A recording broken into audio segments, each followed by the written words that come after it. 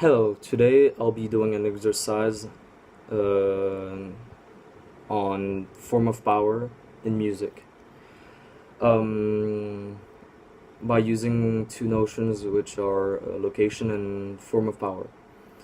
Form of power, which is a ability to influence or control behavior of people. The term authority is often used for power perceived as legitimate by the social structure.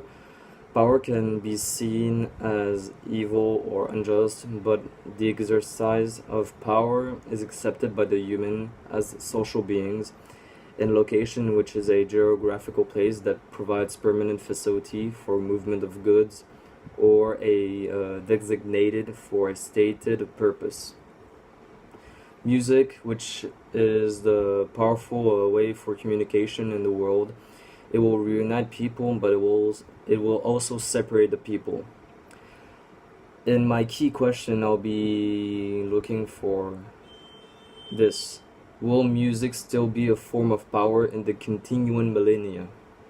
First of all, I'll be talking about the use of music in the late 20s, in also in today's evolution of music. And after that, I'll be talking about the form of power in music that still manages to separate the people. Back in the mid and late 20s, a form of music were invented.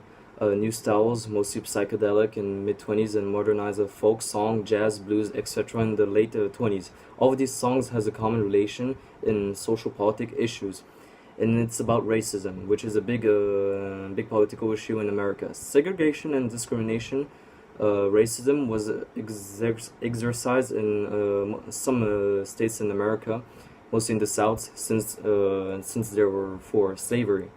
Tracy Chapman was a very influential singer. Her famous song, "Being Across the Line," is a song about racism, and it talks about the horrible acts of violence from white people against black people.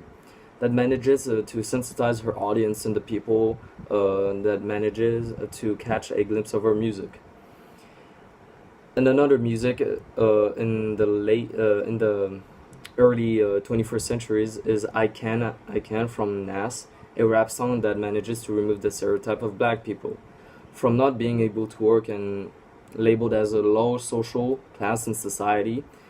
The music manages to say that they can be more than this stereotype. Motivation is key, and realizing his dream is also key to remove this stereotype. Even if they're in a poor social, poor economic situation, they can still reach their dream as being doctors or managers or architects or engineers.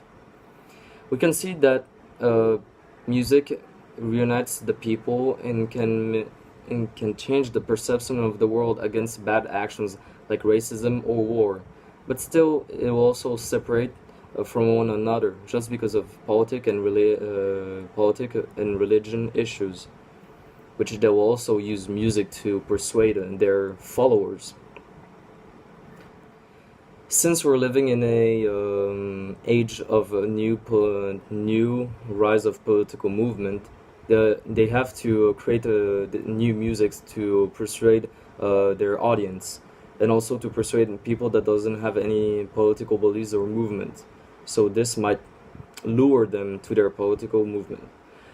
And also in religion situations, in their songs, they talk about the great almighty God, which is the best of the best. People will be persuaded by their chants and maybe join them. And also, those songs will talk about the protection of their religion and talk about the eradication of other religion, like Christianism, Catholics, and Muslims. And as well, and there's also a song that I really like, which is Moby and Void Pacific Cure. in This Gold Place, which is a recent song that was released on the 19th of June 2017. It is mostly a liberal song since it talks about the world problems: Syria, slaughterhouse, Nazi, Trump, childhood cartoons that try to paint happy worlds, but it will never gonna become a reality, etc. This music is very controversial because in the comment section of the video, there is a unending text war on who's right and who's wrong, thus creating separation. So in conclusion, will music still be a form of power in the continuing millennia?